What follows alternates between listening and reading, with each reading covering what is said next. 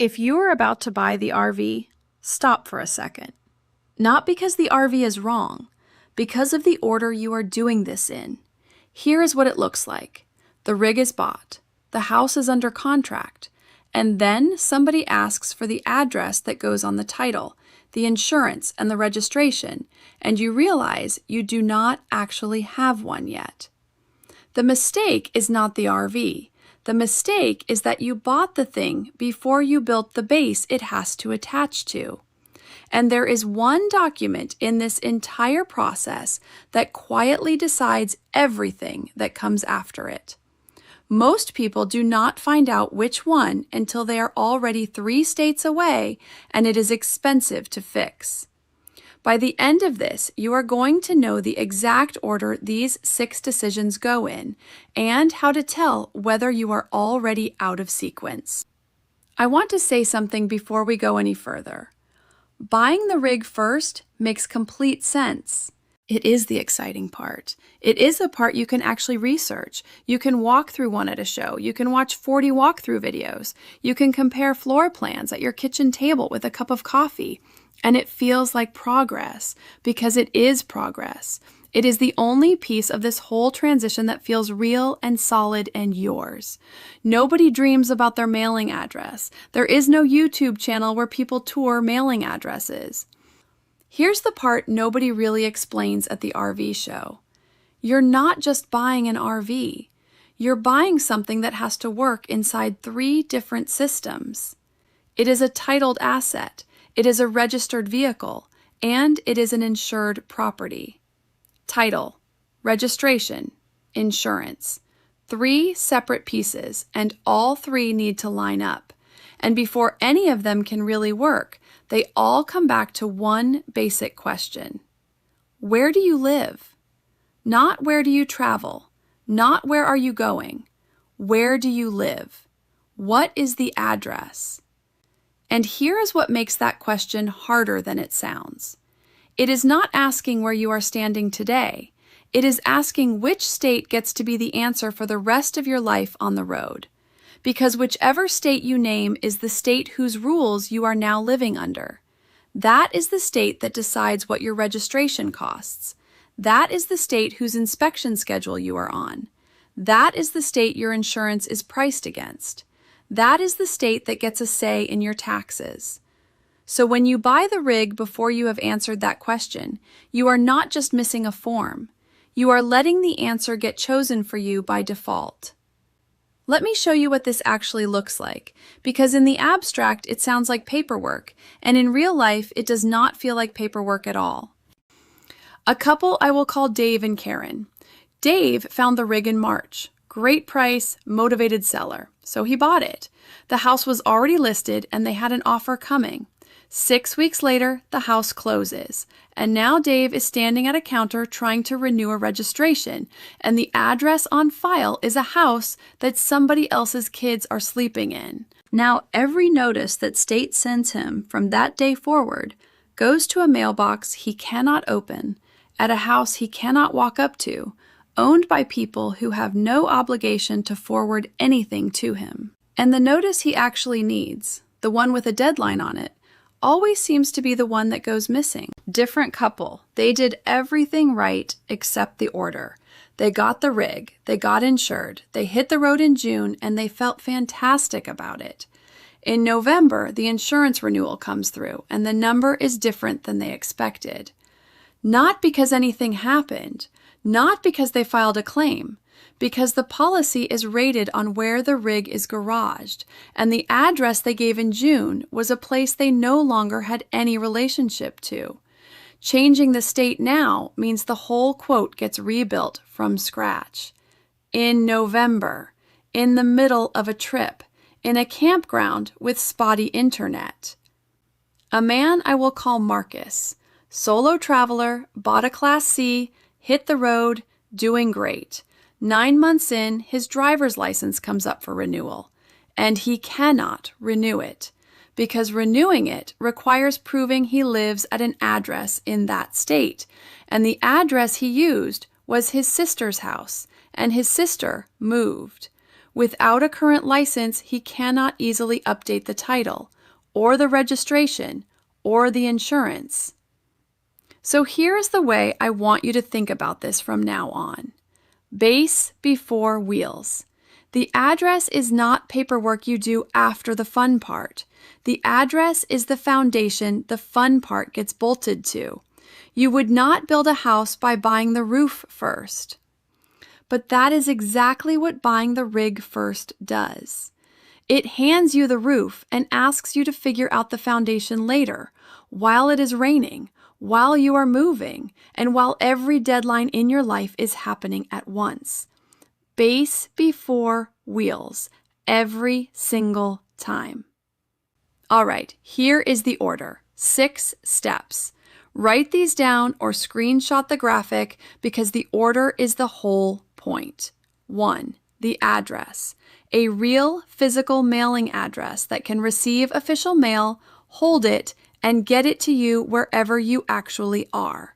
Not a relative's house, not a friend who is happy to help right up until the month they are not. An address that is yours, that does not depend on anyone else's goodwill, and that does not change when someone else's life changes. This is step 1 because every step after it asks for it. 2. Residency. Now you choose the state, and you choose it on purpose, based on what your actual life looks like, not based on where you happen to be standing when the paperwork comes due. 3. The driver's license. You go establish it, in person, in that state, with the documentation that state requires. This is the step people try hardest to skip, and I am going to tell you in about 90 seconds why skipping it is the one that hurts. 4. The title. Now the rig gets titled to you, at your address, in your state, in that order, not to a house you are selling, not to your sister. 5. The registration. Plates, which flow directly from the title, which flowed from the license, which flowed from the residency, which flowed from the address. 6. Insurance. Last, because insurance is priced against everything above it. When you do it last, you get a quote that reflects your actual life. When you do it first, you get a quote for a life you're in the middle of leaving, and you will be redoing it inside of a year. 6 steps. And notice that the RV itself does not appear until step 4. So, that one document I mentioned at the beginning, the one that quietly decides everything after it, it is the driver's license. One thing before we get to the next part. If you're actually going to do this, do not start from a blank page. I put together a South Dakota residency starter checklist that walks through every step in the right order, what you need to bring with you, and the 2 or 3 things that trip people up at the counter. It is free, and the link to it is in the comments. Go grab it now while you are thinking about it, because the people who get this right are almost always the ones who did it in order. Okay, now the driver's license. You may be asking why. Not because the plastic card is powerful, because the state that issues it is the state that everything downstream has to agree with.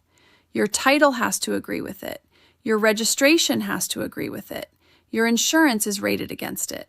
Your voter registration, your jury duty, the address on your tax return, the state your bank thinks you live in. All of it lines up behind that one card. Which means if you get the license right, 5 other things fall into place almost automatically. And if you get it wrong or you postpone it, you are not carrying one problem. You are carrying 5 problems that have not introduced themselves to you yet. That is what happened to Marcus. That is what happens to most people who do this out of order. Before you do anything else, I want you to run your plan through what I call the Ordinary Tuesday test. Do not test it against the good version. Do not picture June, National Park, coffee outside, phone at full bars, nothing due. Test it against an ordinary Tuesday in February. It is cold. You are somewhere you did not plan to be. Something needs a signature in 9 days, and you are not going to be near your mail for 11. Where does that piece of paper go? Who picks it up? How fast do you actually see it? And can you do something about it from where you are standing? If your plan survives that Tuesday, your plan is real. If it only works in June, it is not a plan. It is a vacation. The reason I know this sequence so well is that I run a mail center in South Dakota, and my team is the step 1 part of this for a few thousand people.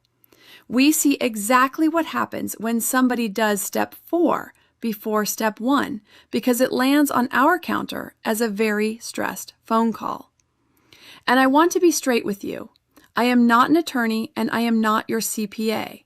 Every state does this differently, and the details of your situation matter. So talk to a professional about your specifics. But the order does not change. Address, residency, license, title, registration, insurance. That part is the same for everybody. If you are still in the research phase, you are in the best possible spot because you can do this in the right order for free. Just do not buy the rig until step 3 is done. One more thing about that list, because people ask me this constantly. What if I already did it out of order? You are fine, genuinely. I have never once seen a situation that could not be unwound. It is just more work than it would have been, and the work happens on a worse schedule than you would have chosen. Here is what you do. You do not try to fix all 6 at once. You go back to step 1 and you rebuild forward. Get the address handled first, even though you already have a rig titled somewhere else. Then establish residency properly, then the license, and then you circle back and retitle and re-register, which is a form and a fee, not a crisis. The order still works. It just costs you a title transfer you would not have needed if you had done it the other way. And honestly, if you are watching this and you already bought the rig, you are still ahead of the person who is going to buy one tomorrow without watching anything. Now look back at that list for a second. Step 2 was picking your state, and that is the one I get asked about more than anything else on this channel. There are 9 states with no income tax, and if you are living on the road, 6 of them will not actually work for you. Not because the tax math is wrong, because of something else entirely. I am breaking down in our next video drop, so keep following our page here for more tips, tricks, and information. And if you want the one that pairs with this video, it is linked below. It is about who you should and should not be taking residency advice from, and it is probably the most useful 9 minutes on this channel. If you like our videos, hit like, hit subscribe, and hit the notification bell so you don't miss our next video.